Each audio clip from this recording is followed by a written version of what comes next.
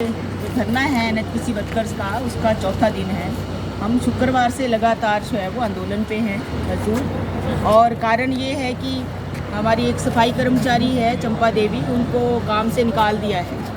और उनके काम के निकालने की बजाय इन्होंने बोला कि उनकी जो एज है वो जो उसमें रिटायरमेंट की एज हो गई है, मगर जो आधार कार्ड है उसमें एज जो थी वो ज़्यादा लिखी गई थी, जबकि उनकी उतनी एज नहीं है। तो जो पंचायत रिकॉर्ड और आधार कार्ड है उसमें एज जो है वो मिलती नहीं है।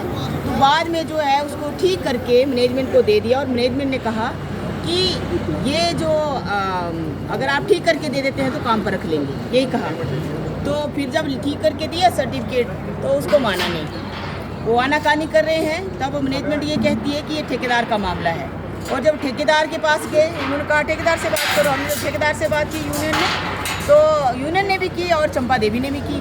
तो जो ठेकेदार है अंकित शर्मा, उनके पिताजी बोलते हैं कि मामला हमारा, मैं कुछ नहीं कर सकता हूँ। तो तब तक तो हमें पता नहीं था ये ऐसा क्यों बोल रहे हैं। जब हमने मैनेजमेंट ने कहा तो कहा कि ठेकेदार बोलता कि मैं नहीं कर सकता, मैनेजमेंट करेगी।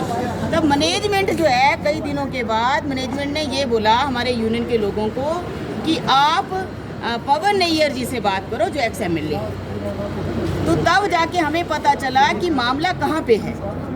तो मामला ये है कि ये जो हमारे एक्स एमएलए पवन नैयर जी हैं, ये वो बोल रहे हैं कि नहीं रखना है। क्यों? क्योंकि उन्होंने अपना कोई एक आदमी रख लिया है। सुनने में तो ये भी आया है जिस लड़के को रखा है वो उनके घर में काम करता था, तो उसको रखा है, ऐसी चर्चा है यहाँ पे।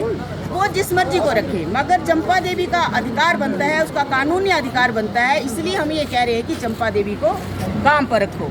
अब इस संबंध में फिर हमने शांतिपूर्वक तरीके से काम करना चाहा। हम लेबर डिपार्टमेंट में गए, लेबर डिपार्टमेंट के समक्ष मामला उठाया। हम एडीएम साहब से मिले, हम डीसी साहब से मिले।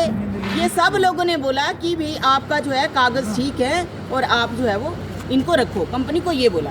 और जब क्योंकि 1 मार्च की चिट्ठी डीसी साहब ने कंपनी को, एनएचपीसी को लिखा है कि चंपा देवी ने जो कागज़ प्रोड्यूस किए हैं वो कागज़ सही हैं और उन कागज़ के आधार पर इसकी नौकरी जो है वो कंटिन्यू रह सकती है, इसको काम पर रखें। ये डायरेक्शन डीसी एडीएम की ओर से चिट्ठी मैनेजमेंट को गई 1 मार्च को।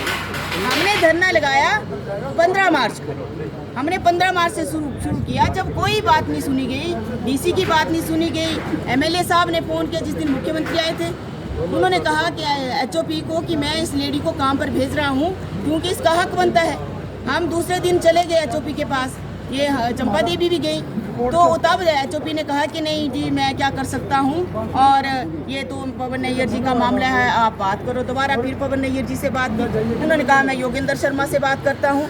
फिर योगेंद्र शर्मा से हमारे लोगों ने बात की, कहा कोई मैसेज नहीं आया नैयर जी का। तो ये मामला क्या है, अब पवन नैयर जी बता सकते हैं, योगेंद्र शर्मा जी बता सकते हैं, एनएचपीसी का मैनेजमेंट बता सकता है कि कहानी क्या है। हम तो इतना कहते हैं कि ये कानूनी राइट चंपा देवी का बनता है, और जब उन्होंने सही कागज़ जो है वो प्रोड्यूस किए हैं उनको काम पर रखो।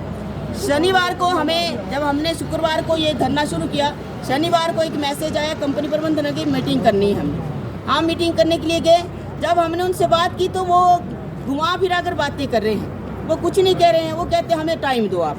हमने कहा कितना टाइम? कहता कि पहले बोला महीना तो चाहिए। अब महीने के पीछे जब हमें पता चला तो महीने के बाद तो टेंडर ही जो है उनका ख़त्म हो जाएगा। इसका मतलब है कि वो अपना पल्ला झाड़ रहे हैं। फिर बोला, हमने बोला ये तो नहीं हो सकता है। कहते 5-7 दिन तो दे दो।